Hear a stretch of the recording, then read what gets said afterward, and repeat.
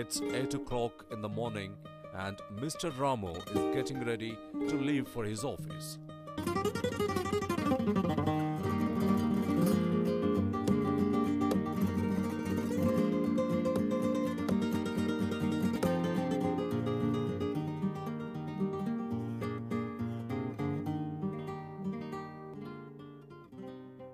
Mr. Ramo works as a computer operator in one of the leading retail chains in Hyderabad and earns up to 4,000 rupees a month.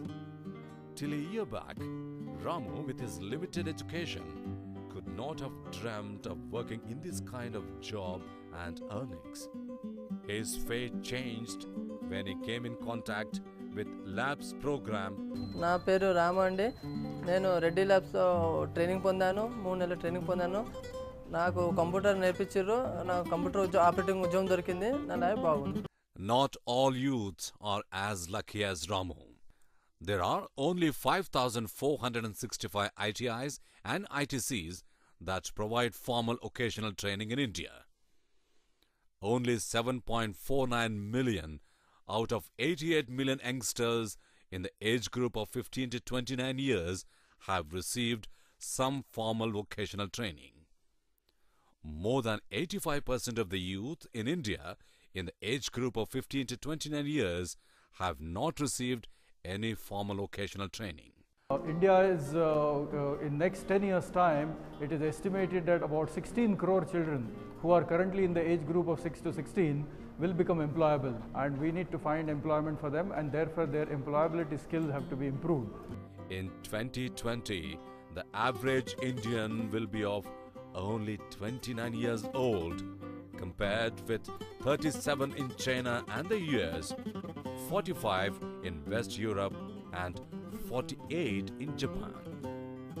There are also large-scale changes in the employability trends in the country. We're actually going through 5 major transitions in our economy.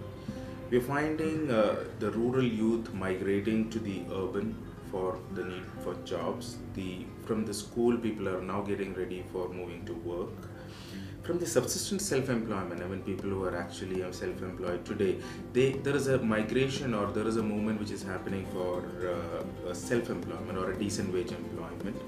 And we are also facing quite a bit of jobs migration from a farming job to a non-farm job. But the fifth or the major transition what we are seeing is the unorganized sector people, the migration of workforce from the unorganized sector to the organized sector. Recognizing these transitions and requirement of skill development trainings for underprivileged youth, Government of India in its 11th plan has earmarked 31,000 crore rupees for the skill building and employability programs.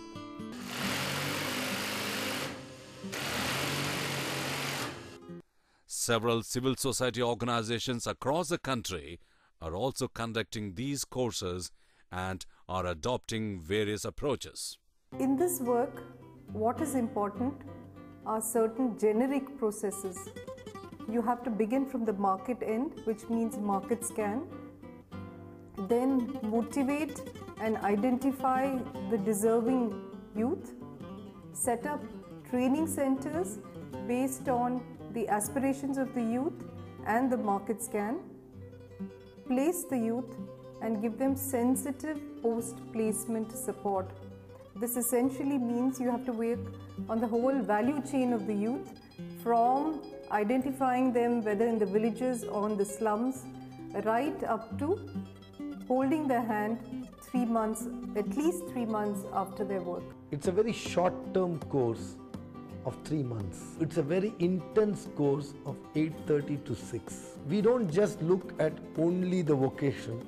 We look at various aspects to make them a better citizen through life skills, values, computers, and English, spoken English. After the trainings, the youth and industry interactions are organized for placements. Software, hospitality, and retail are some of the preferred options for urban placements. So typically when the course is about to end, say about 10 or 15 days before the course ends, we get in touch with our recruiters like prominent retailers. What they require is they require good communication, good commitment to work, hard work, understand the realities and stay in the job. The organized retail is expected to be one of the biggest employers. It is projected that over the next 7 to 8 years, the share of organized retail may increase from 5% to 15% and thereby create an additional demand for 4 to 5 million people. Retail is not a rocket science, it's a common sense. So people who are intermediate plus 2 pass or fail, but then who have the basic attitude and willingness to work, willingness to stretch, and who can dirty their hands, who can do multitasking, are the kind of people whom we would look at. There is huge dearth of trained manpower resources in today's retail environment. People who have no experience are quite raw. I mean, we have to really spend enough time in training them to suit our requirements. So definitely trained manpower will make a lot of difference than unskilled labor, especially in this sector. This group of people whom were deployed will definitely have our value added resources compared to other people who have nil experience in terms of their customer service skills, their attitude, and especially the multitasking ability. And one flip side of this entire thing is since we take huge groups from one particular locality, one particular place, whenever there is festival, this entire bunch would like to go, and any issue, the entire group would get into that issue, and so they tend to form subgroups within their large group, so which may not be a very ideal situation for our kind of environment. The youth are prepared to face the world once the trainings are over. I am Ramya from Chikmagalur. I completed PUC. Before I came to Unnati, I don't know how to mingle with people and also how to communicate with people, and I was so shy girl. When I came to Unnati, I learned so many things. I lost my fear of stage fear, and also I learned how to mingle with people. For those who are involved in training, it is extremely satisfying on seeing their ward get placed and enter the world with great confidence and knowledge. However, like any other program, this too has its own challenges. I want to say that we are facing some challenges in the classrooms. Means we are dealing with different age groups. We are dealing with the people who are having 18 to 35 in the age group. And they are also having different educational qualifications. If we are saying in a low level language, means the higher educational qualification people, they are feeling somewhat discomfortable and they are not interested to listen. And if we are saying in the subject in a deep, means the below qualification level people, they are not interested. The challenges in this work are many. The first challenge is motivating the youth to come to the training classes. Previously, all the government trainings have been training for training's sake without giving them a job in hand, and this has frustrated several youth. So you have to convince them that these are trainings of a different kind, which if they persist and do well and attend their classes, they can get a job. The other challenge is the challenge of dropouts, and this is both in the training process and after placements.